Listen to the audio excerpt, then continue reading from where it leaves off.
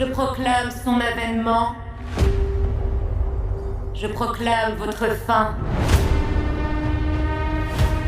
J'annonce la venue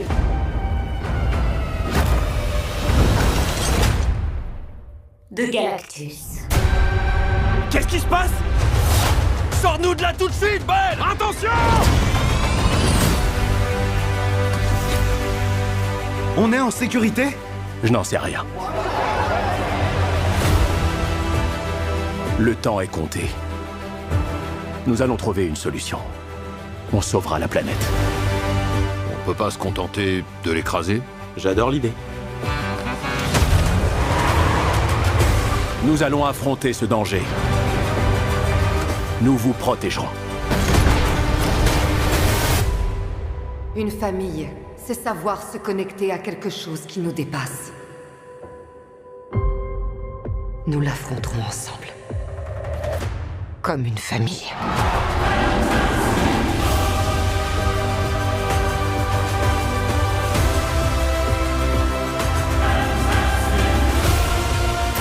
Ça va faire quoi, Ben? Non. Ça va faire quoi, Ben? Non, Johnny. Dis-le! Je veux pas! Dis-le!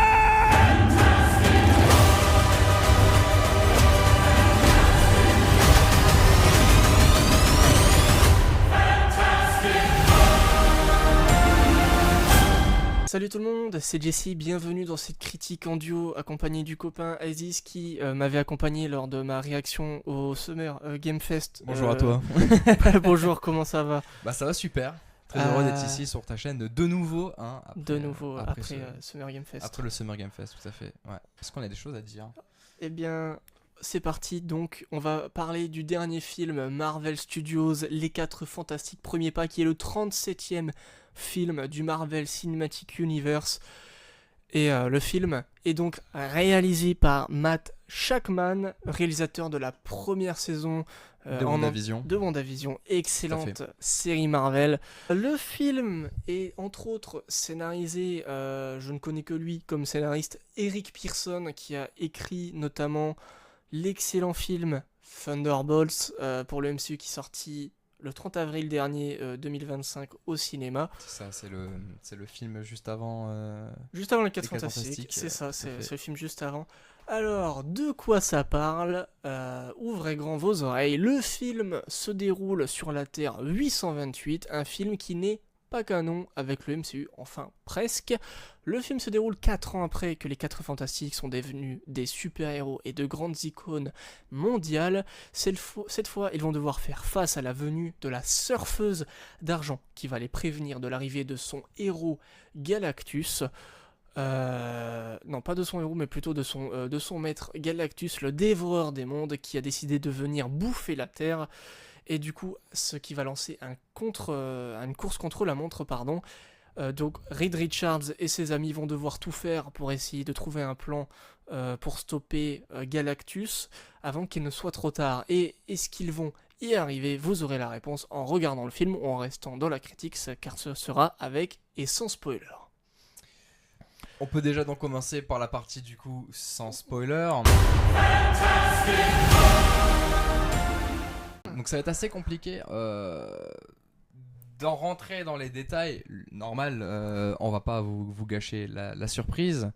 Néanmoins, il y a quand même des choses... des choses à dire. Plus dans le fond que dans la forme. Oui. Je te laisse commencer par le premier point que tu avais souligné. Le premier point que j'avais souligné, c'était... C'était au niveau des... Alors, est-ce que là, on part directement dans la critique? On part directement. C'était au niveau des VFX. Des VFX, ouais, oui. Au niveau, donc on va parler technique. Mais avant de parler technique... Ouais, je t'en prie. Qu'as-tu pensé de ce film? Moi, alors... Qu'as-tu pensé? Moi, concrètement, le film... tel qu'il était, moi j'ai kiffé quoi. Vraiment j'ai passé un énorme moment, c'était incroyable. Il y a beaucoup de décors, c'est très varié au niveau des décors, beaucoup plus qu'on peut le penser. On va vous le dire plus tard, notamment dans la partie avec spoil, je pense. Ouais. Mais niveau des décors, c'était vraiment pas mal. Peut-être que ça manque un peu de diversité au niveau des décors en ville, je sais pas. Ouais, c'est un peu pauvre à ce niveau-là. C'est un peu pauvre. Sinon, dans la globalité, oui, le film pour moi est excellent. Il est en tout cas dans le top des, on va dire, des 10 meilleurs Marvel. Concrètement, après, il y a un truc qui joue énormément, c'est dans le contexte où on l'a vu ce film. On l'a vu en 4DX, donc en fait, on a ultra confort, c'est ça, de ouf, le jour de la sortie en plus. C'est ça. On a pris un peu de temps pour tourner cette critique. Mais voilà, on se disait que voilà, la tournée à peu près 2 semaines après, le temps que tout le monde ait pu voir. C'est ça, un Donc, maximum de personnes, ouais, maximum de c'était personnes, pas déconnant. Ouais, c'est ça. Pas déconnant. Je te laisse du coup continuer sur ce point que tu... Alors, qu'est-ce que j'ai pensé de ce long métrage? Et bien en fait, durant ces 2 semaines de réflexion, d'écriture, un peu de prise de notes, j'ai revu un peu le film à la baisse, mais je ne vais pas changer ma note sur Letterboxd, je vais laisser son 4,5, il le mérite quand même, je trouve, même si pour moi je le revois à la baisse, donc je mettrai 4 étoiles là maintenant, mais je vais laisser 4,5 parce qu'en vrai il le mérite quand même. Je l'ai vu à la baisse dans le sens niveau technique, niveau effets spéciaux. Il y a du très bon, comme du moins bon, et le moins bon, comme tu l'as dit souligné, c'est dans la partie urbaine. C'est ça. Il y a des plans, ça passe, il y a des plans qui sont très moches, et comme assez bons, ça varie un peu. Au niveau des décors, comme tu l'as souligné, ça fait très 60s, bah c'est très 60s, ça se passe dans les années 60. C'est ça, assumer un 60s SF, donc... SF, steampunk. Steampunk, non. Non, cyberpunk un peu. Non, steampunk, c'est des éléments futuristes dans Steampunk, c'est ça, c'est un élément futuriste, mais victorien, si tu veux. Ouais, donc on est plus sur de l'utopie. Voilà. C'est ça. Une 60s utopique. C'est ça, c'est du rétro-futuriste. Ouais, voilà, je cherchais le mot. Moi, en tout cas, c'est plus ça que je dirais, c'est du rétro-futuriste. Donc ça, c'était assez bien exécuté. Je trouve que la direction artistique la est DA vraiment est folle. pas mal. La DA est folle. C'est ça. En plus, ça n'a pas trahi, hein, même par rapport au premier trailer qu'on a pu avoir du film. Bon, on est concrètement dans ce genre de décor. Que ce soit dans les zones urbaines ou dans les autres zones les zones du un peu film. plus flou, on va rester dans le flou. Tout à fait. Il y a quand même un autre point technique que j'ai envie de souligner, c'est le point de l'IMAX. L'IMAX. Faut qu'on en parle. Ouais, complètement. Moi, je vous dis concrètement, si vous devez voir ce film, allez le voir en IMAX, surtout parce que vous ratez énormément en fait au niveau du ratio de l'image. Le film a vraiment été pensé pour l'IMAX et on le voit notamment avec les scènes de Galactus. Ouais, l'IMAX sert vraiment, prend vraiment son ampleur quand Galactus est à l'écran. L'IMAX est là. Tout à fait. Vous savez que l'IMAX est là quand il y a Galactus à l'écran. Et c'est vraiment bien foutu.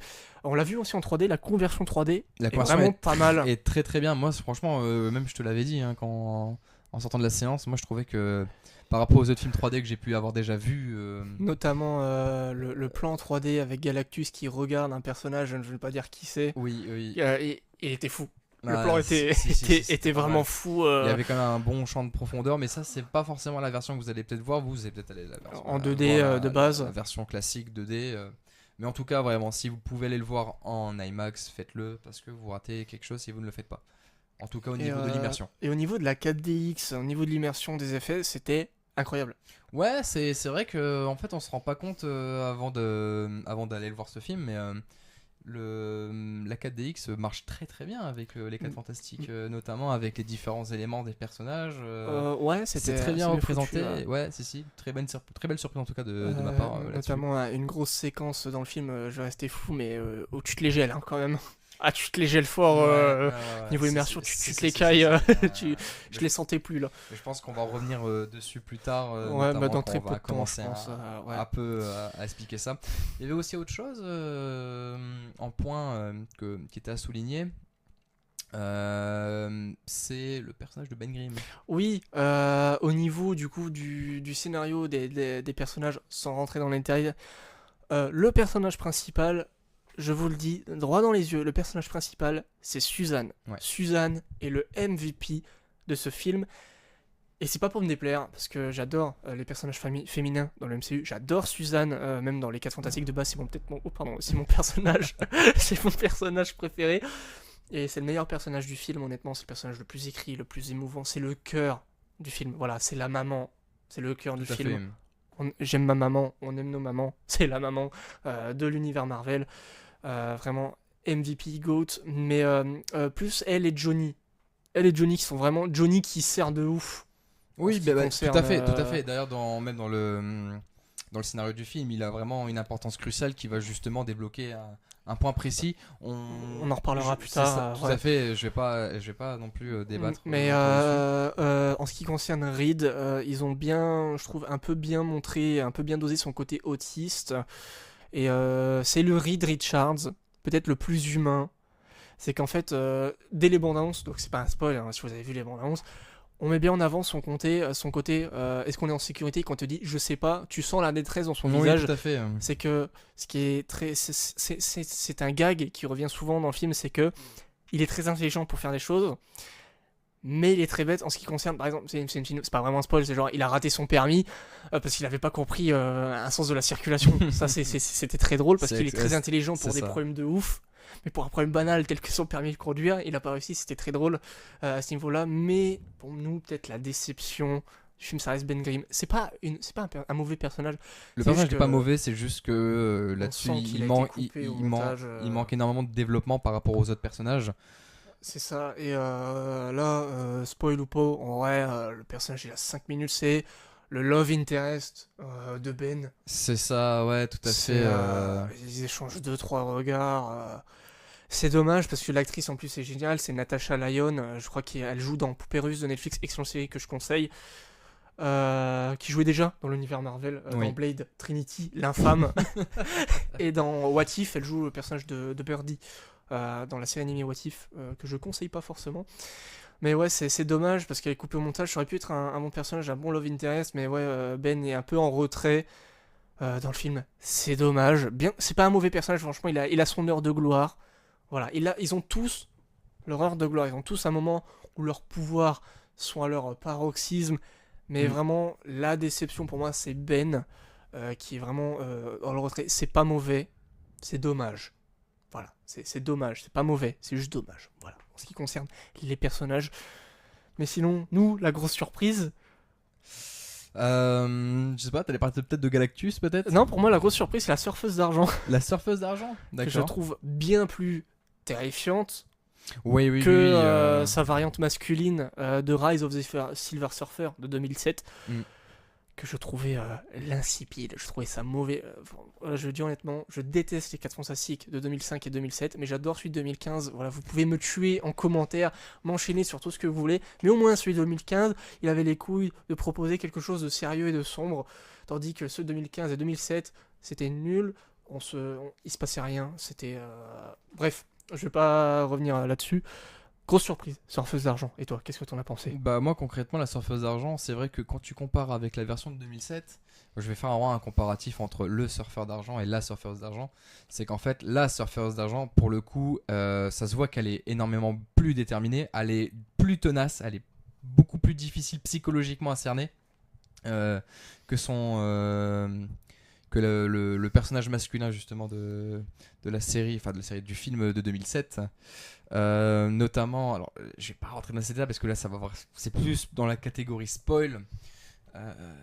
L'histoire avec la traduction, tu sais ce qu'elle disait. Ouais, il y a il y a un message très très très très beau quand même qu'elle diffuse tout à fait. Dans le film. Voilà, la surfeuse d'argent a le droit à son heure de gloire et c'est un personnage très touchant. Et étrangement, et c'est ça que j'allais dire en plus, c'est que étrangement ce personnage là paraît beaucoup plus humain que en fait c'est marrant, mais en fait tous ces personnages dans les 4 Fantastiques premiers pas ont vraiment une part d'humanité. Même Galactus. Ben oui. Ils sont tous désespérément humains. C'est ça.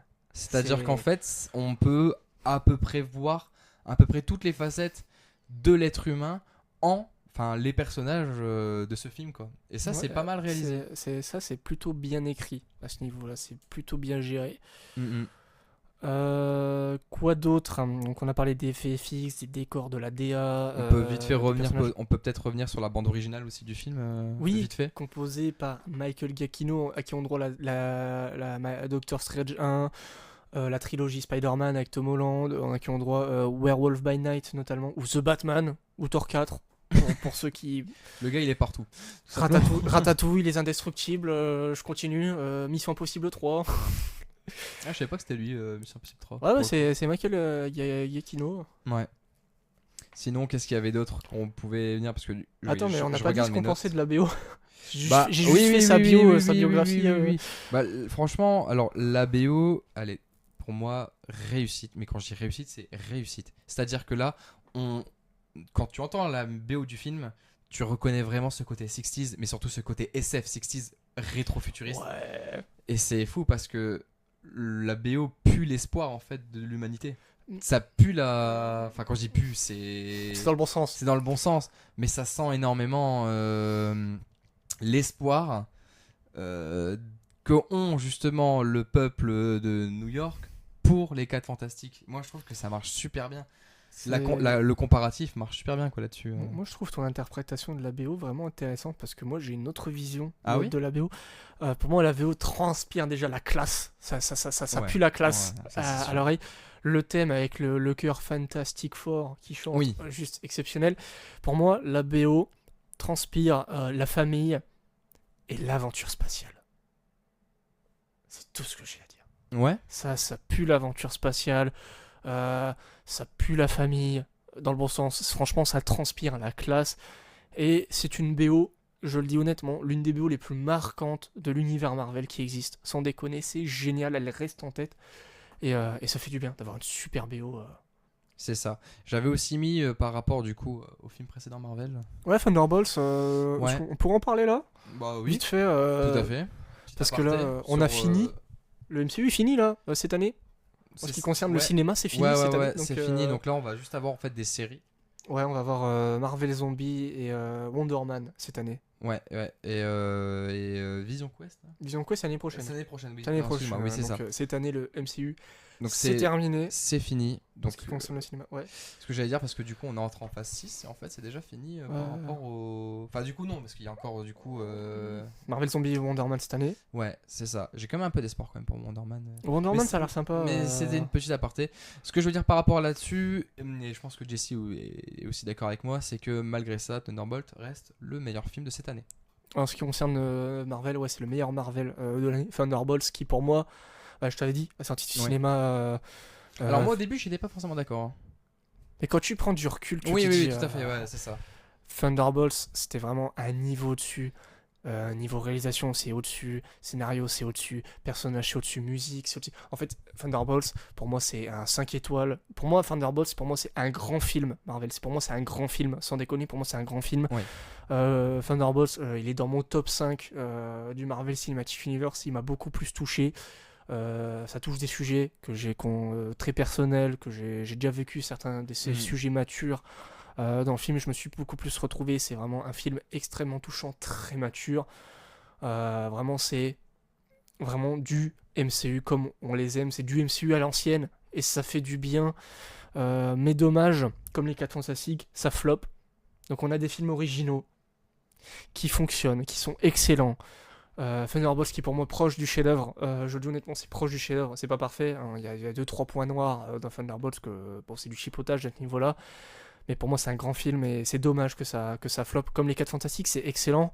C'est des films originaux avec un super scénario, des super personnages, une BO extra, des visuels travaillés, soignés.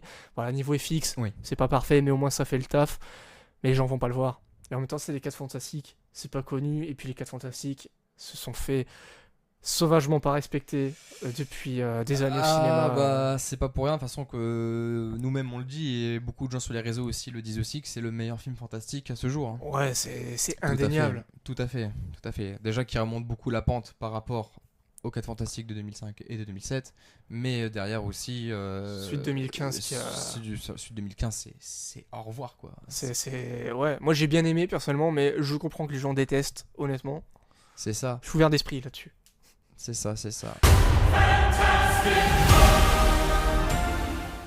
Là concrètement, je pense que ce serait quand même beaucoup plus intéressant de rentrer dans des détails qui... de spoil. Ouais, allez, direction spoiler, c'est mieux de... C'est ça. Donc à partir de maintenant, on considère que vous avez vu le film ou alors que vous en fichez complètement. Bon. Tu veux ouvrir le bal? Je sens que tu veux ouvrir le bal. Allez. Bon, déjà le film il commence, comme on a pu déjà l'expliquer, vraiment sur l'équipe des 4 Fantastiques qui est déjà mis en place. C'est déjà établi, ouais. qui est déjà établi, où on voit justement les exploits que les 4 Fantastiques ont pu faire par le passé. Ouais. Notamment avec... Un super montage d'intro. C'est ça. Ouais, c'est ça, c'était assez rigolo. D'ailleurs, vous pouvez voir les 5 premières minutes de ce film si vous en fichez du film, bien évidemment, si vous l'avez déjà vu. Vous l'avez déjà vu, mais vous avez déjà les 5 premières minutes qui sont disponibles sur Disney+. Les 5 premières minutes, entre guillemets. Parce qu'il y a des scènes en plus Oui. qu'on a au cinéma. Oui, quand même. Mais globalement, vous avez la présentation de l'équipe qui est la scène d'intro, c'est reportage télé. Et Tout à fait. je trouve que ça fonctionne de ouf. Oui. Pour une introduction d'une équipe qu'on connaît déjà, mais pour l'introduction dans l'MCU de cette équipe, ça marche de ouf. Donc en fait, si vous voulez, le film, sur quoi il commence réellement? Il commence sur déjà la présentation. Alors quand je dis présentation, c'est pas la même présentation.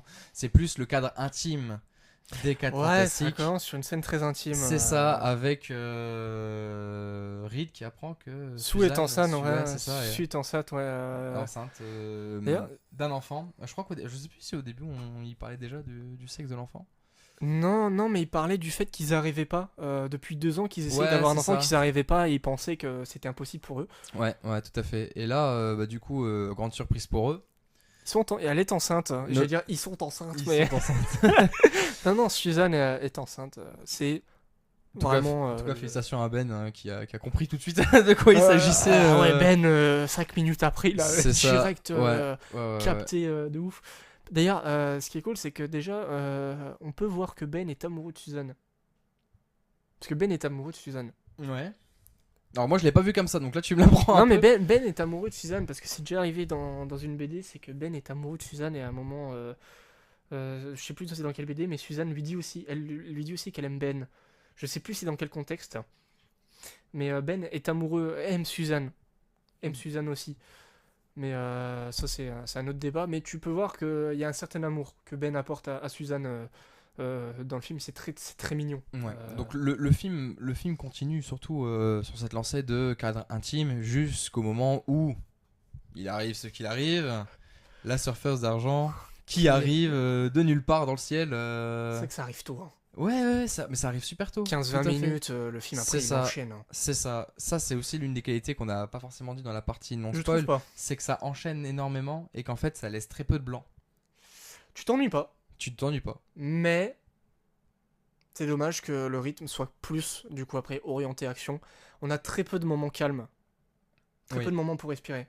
C'est-à-dire qu'en fait, on a la surfeuse d'argent qui arrive notamment pour dire aux habitants de la planète que leur planète est condamnée à mourir et que son serviteur, elle est le serviteur de Galactus. De ce fait, notamment, c'était Johnny Johnny qui se lance à sa poursuite, ouais. qui se lance à sa poursuite jusqu'à l'espace et il se fait rétamer la gueule. Ah ouais, c'est one shot. C'est ça.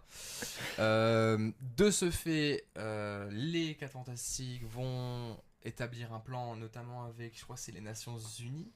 C'est avec tout le monde. Avec tout le monde. Avec tous les pays du monde. tous les pays du monde, dont la Latvérie. La Latvérie qui n'était pas présente, le siège était absent. Donc ça, à partir de là, on a commencé à comprendre On a commencé à se dire...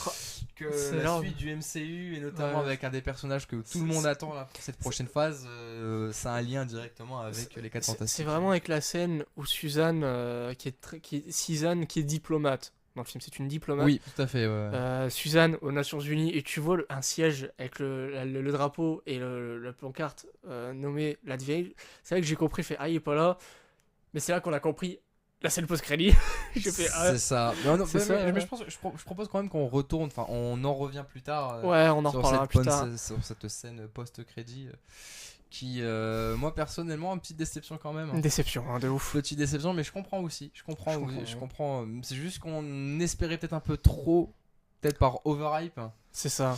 Mais ouais. Du coup, ce que je vais en revenir. Mais donc Johnny Storm se fait rétamer la gueule par la surfeuse d'argent. Le respect mort. Il décide. Comment ils avaient récupéré? Alors oui. Reed en fait avait réussi à trouver différentes planètes qui émettaient le même signal Que la surfeuse émettait. que la surfeuse émettait, donc ils arrivaient à comprendre où la surfeuse est partie. Ouais. Ils se lancent à sa poursuite dans leur fusée. Leur fusée qui est pour moi magnifique. Fusée nommée l'Excelsior. L'Excelsior, tout à fait. Et c'est là en fait qu'on rentre dans les scènes où ça se passe dans l'espace. Plutôt la scène. La scène, ouais. C'est plutôt vraiment la grosse scène de 15-20 minutes dans l'espace. C'est la meilleure scène du film. Concrètement, Le meilleur passage du justement, film. c'est là que justement les VFX ont leur importance. Je crois qu'ils ont mis le paquet là. Hein. Ouais. Tellement c'est parfait, ils l'ont mis le paquet là. C'est sûr. Tout le budget passé là. Aussi, moi ce que j'ai bien aimé, bon c'était beaucoup plus tard, hein, c'était la scène où justement ils essayent, donc ils ont rencontré Galactus, Galactus leur a dit littéralement, ok j'ai pas votre planète si vous me donnez Franklin, l'enfant qui n'est pas né. Qui n'est pas encore né. Mais il l'a scanné, tu sais, il y avait le côté... parce qu'en fait, Galactus disait que Franklin avait le potentiel pour devenir son successeur. Ouais, ce qui foutait la trouille à Suzanne et Reed. Tout à fait. Et ce qui est d'ailleurs marrant, parce que c'est ça qui a entraîné le début de l'accouchement. Mais on te disait... parce que le soir où la surfeuse arrive, Suzanne vient d'apprendre qu'elle est enceinte, c'est le même soir. Non, c'est pas le même soir. C'est pas le même soir, parce qu'après, il y a... Il y a une ellipse de quelques mois. Il y a une ellipse de quelques mois entre ce moment-là. Donc ouais, ce serait pas déconnant qu'elle arrive à terme à ce moment-là.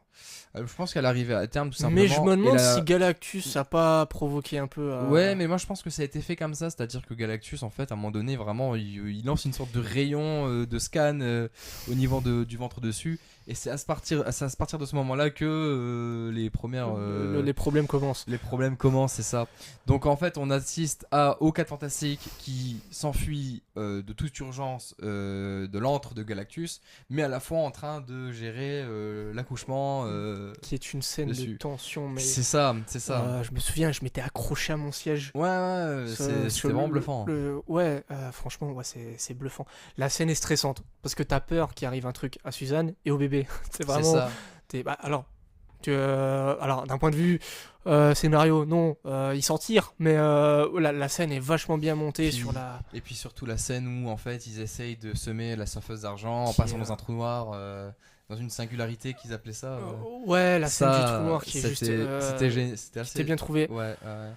Ça m'a fait penser un peu comme Interstellar sur certains plans, mais ça c'est que mon avis personnel. Ouais, mais c'est... Ouais, bah après... du coup, en fait, le film te dit ouvertement, je m'inspire des autres films 4 Fantastiques. Ouais. Ah déjà, le scénario, c'est le même quasiment que le Surfeur d'argent de 2007. C'est le même. C'est ça. Avec une pointe de celui de 2015, parce qu'ils ont repris le concept de la téléportation.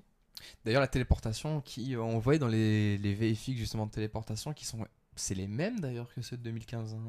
Non. Moi, j'avais remarqué que ce côté de... t'as 3 rayons qui arrivent au centre et ça forme une sorte de sphère au milieu. Non. C'était les mêmes. Hein. Non, parce que là, c'est des portails. C'est des portails en forme de trident qui s'ouvrent et ça ouvre un rayon. Donc en fait, c'est des stations de téléportation dans toutes les grosses capitales, dans toutes les grosses villes du monde. Parce qu'en gros, en fait, Reed a émis l'hypothèse de téléporter la planète Terre à un autre endroit de la galaxie pour dire bye bye Galactus. Sauf que le plan bancal... Ce qui est en soi une idée de con, hein, on va se le dire complètement. Une idée de con qui, heureusement, ne fonctionne pas. Ouais, une idée qui ne fonctionne pas car la surfeur d'argent arrive au dernier moment pour foutre la merde et mais c'était le plan à l'eau. Ouais. C'était... bah elle arrive pour foutre la merde. D'ailleurs, petite déception pour ma part hein, du climax en ce qui concerne cette téléportation, c'est comment il se débarrasse rapidement de Galactus. Oui, tout à fait. C'est dommage. En fait, concrètement, c'est on va pas téléporter la Terre, donc on va le laisser venir. Enfin, on va laisser Galactus venir sur Terre. On va évacuer toute la ville de New York dans les souterrains. Ouais, dirigé par l'homme Tom, joué par Paul Walter Hauser. Ouais. L'homme Tom qui a le droit à des scènes très drôles. Ouais, c'est ça. C'est-à-dire qu'en fait, tu vois que c'était de base un méchant, mais c'est un méchant en fait qui est assez maladroit. Mais il est amoureux de Suzanne aussi. Et même en fait dans sa rédemption justement qu'il a pour dire ok les habitants de New York je les accueille dans les souterrains mais ça reste toujours un homme en fait qui est maladroit et ça c'est assez rigolo. Parce que ça a pas la même saveur en fait que les différents antagonistes des autres productions Marvel. C'est ça. Mais en fait, l'homme taupe il est pas foncièrement méchant, c'est juste que déjà il a une dent contre Reed et Oui. il est aussi amoureux de Suzanne. Tu le vois, tu le vois, je crois il reste environ 30 minutes de film à ce moment-là. Quand il dit j'accepte, mais seulement parce que Suzanne me l'a demandé. C'est vraiment, Ouais, c'est ça. c'est vraiment, on est C'est sur ça. cette tolérance. Je t'aime Suzanne, mais je le fais que pour toi. Sinon Reed, je l'emmerde. Très clairement, c'est vraiment ce qu'il dit. Vraiment, je m'en fous de Reed. mais D'ailleurs, je le il y fais a, pour il y a toi. une belle scène d'engueulade justement avec l'homme top. Ouais, bah quand il arrive, Reed, il a un peu cherché. Parce que, en plus, ce qui était très drôle, c'est que l'homme top, il avait rien demandé. Oui, c'est ça. C'est qu'en fait, on lui a dit viens ici, d'accord, je viens ici, et en fait, ils sont engueulés quoi. C'est ça qui est assez drôle. Ils sont engueulés. C'est ça. Mais donc, le plan de téléportation de la Terre tombe à l'eau. Du coup, l'homme top participe à l'évacuation de New York. On se retrouve dans un New York qui est complètement désert. Il n'y a plus personne. Il n'y a plus personne. Galactus arrive, il fout la merde.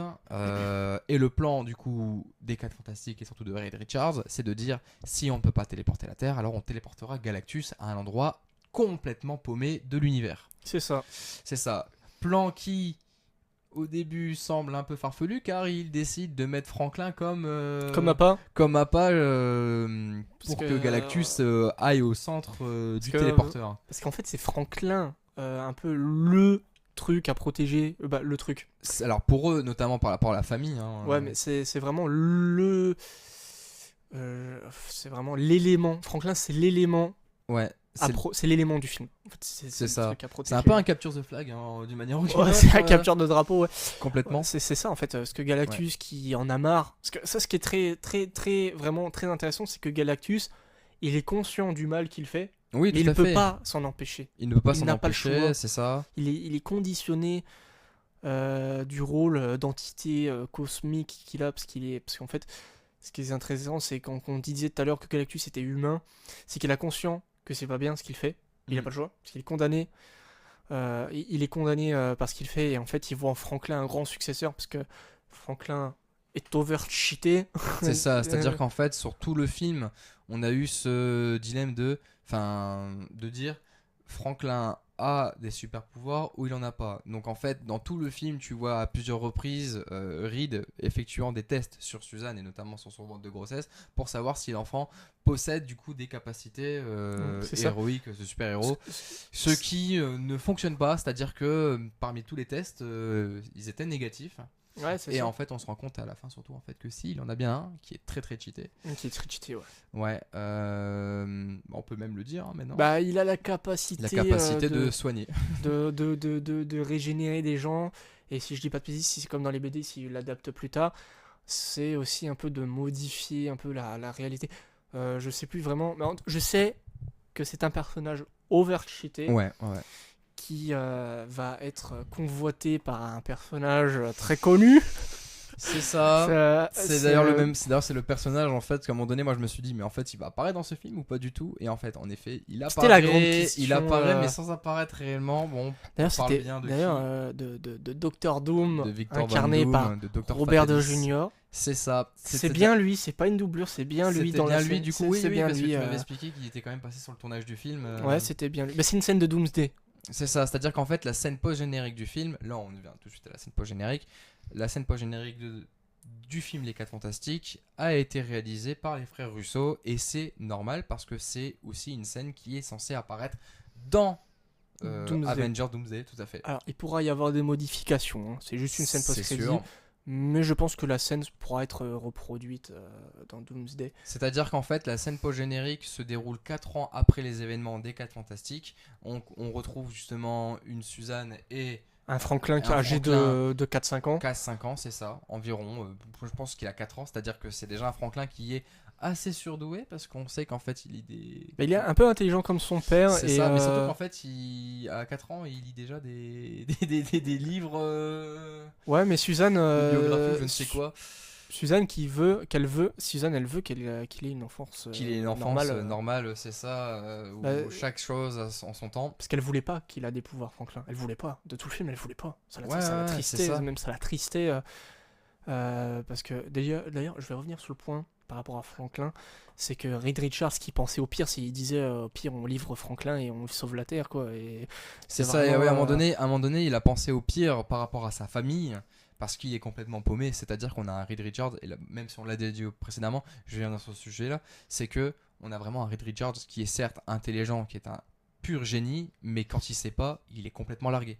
Il sait pas quoi faire. Et c'est ça. Et en fait, on est dans ce cas-là où il ne sait pas quoi faire. Et c'est là où tu te demandes, mais tu prends le parti de qui? Tu prends le parti de Suzanne, qui t'a sacrifié la Terre, ou le point de vue de Reed, tu donnes ton gosse, mais tu sauves la Terre. Et vraiment, t'as deux points de vue qui se lancent, t'as deux dilemmes qui sont sur la Terre. Puis t'as le discours un peu cliché, je trouve, de Suzanne.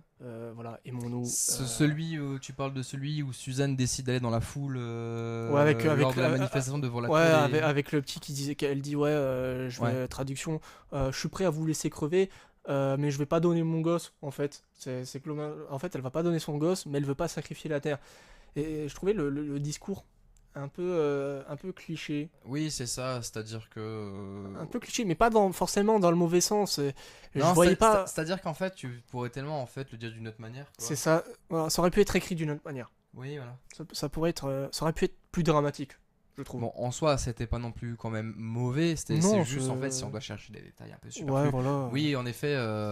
Je trouve que d'ailleurs cette querelle, parce que c'est un peu une querelle que ont eu les 4 Fantastiques avec justement les New-Yorkais, c'est que concrètement ça aurait pu surtout être beaucoup mieux expliqué. C'est-à-dire que là ils ont, si vous voulez, les 4 Fantastiques qui sont arrivés, ils ont dit on ne sait pas comment vous aider, si on ne fait rien, la Terre elle est foutue, parce que on a refusé d'offrir notre bébé pour sauver la Terre. Et tout le monde pète un câble. Tout le monde pète un câble, sauf que ça aurait pu être dit différemment pour éviter ça, quoi. Ouais, c'est ça. Et ce qui est dommage, ce qui aurait pu être intéressant, c'est que le monde entier, du coup, perd foi aux 4 Fantastiques. C'est ça, il se retrouve complètement seul à ce moment-là. Mais il ne perd pas espoir non plus. Hein. Il y a quand même ce côté je ne perds pas espoir. Enfin, les New-Yorkais ne perdent pas espoir non plus. Mais ça, c'est un peu confus, je trouve. C'était un peu mal écrit à ce niveau-là. Ça dure 2 minutes. Les New-Yorkais sont pas contents pendant 2 minutes, pendant 2 scènes, et après tout va bien, quoi. Ouais. Donc c'est un peu dommage. Bah, tu sens que le film a été un peu coupé au montage, parce que je sais que le film officiellement devait durer environ 2h14. Ça, c'était confirmé avec les scènes coupées. C'est ça, donc il y a moins 20 minutes de coupure. Il y a énormément de scènes coupées. Vous regardez les bandes annonces, il y a énormément de plans qui sont pas là. Ouais, mais de toute façon, c'est clair, mais déjà par rapport à Ben Grimm, à mon avis, ça a sauté. Il a sauté. Il a pas échappé. Il a pas échappé. Ben Grimm, il a sauté. C'est vraiment le seul des 4 qui a vraiment sauté tout à fait. de l'intrigue. Même s'il a droit à son heure de gloire, mais. Ouais, mais il est vachement court, et puis ça se retrouve à. En fait, son heure de gloire, c'est essayer de sauver à tout prix Franklin, en fait. Son heure de gloire, c'est plus dans l'espace. Je sais pas. C'est quand il pilote le vaisseau, parce que Ben il pilote. Ben est pilote, donc vraiment on a le droit à son skill en pilotage, parce que c'est lui qui pilote la bagnole. Ouais, aussi. Ouais, parce que Reed n'a pas le permis. Bah oui, du coup il n'a pas le permis. Mais ça, tu sais quoi, ça, je vais pas te mentir que je l'avais un peu oublié, ça. Que c'est Ben qui pilote. Ouais, c'est ça. Tu le vois au début dans l'intro. J'ai complètement en fait oublié ce détail-là. C'est Ben et Suzanne qui pilotent la bagnole. Ouais. Très exactement. Ouais. C'est Ben et Suzanne qui pilotent, parce que Johnny il vole, donc il n'y a pas besoin, et Red il a pas le permis, donc c'est ça. Mais pour revenir du coup sur cette scène post-générique, en effet, donc on a du coup un Franklin en fait qui est en train de s'occuper en fait dans le salon de la famille, où il n'y a que Suzanne et Franklin. Suzanne part faire une bricole, je sais pas exactement ce que dans la cuisine. Elle va chercher un livre pour enfants. Et quand elle revient en fait, elle tombe sur Victor Von Doom en costume de Dr Fatalis, qui se présente devant Franklin, le masque enlevé, mais ça on le voit pas parce que nous on voit toute la scène de dos pour laisser justement ce suspense là. Mais c'est là en fait qu'on se rend compte que du coup Victor Von Doom fait partie en effet du coup de la serre. C'est 828 en hommage à la date de naissance de Jack Kirby, qui fait un caméo dans le film. Ouais, tout à fait. Parce que ils ont en fait il y a un acteur qu'on voit de dos, c'est Jack Kirby et Stan Lee. Oui. De dos seulement, c'est un hommage. Ouais, tout à fait. Un très bel hommage d'ailleurs.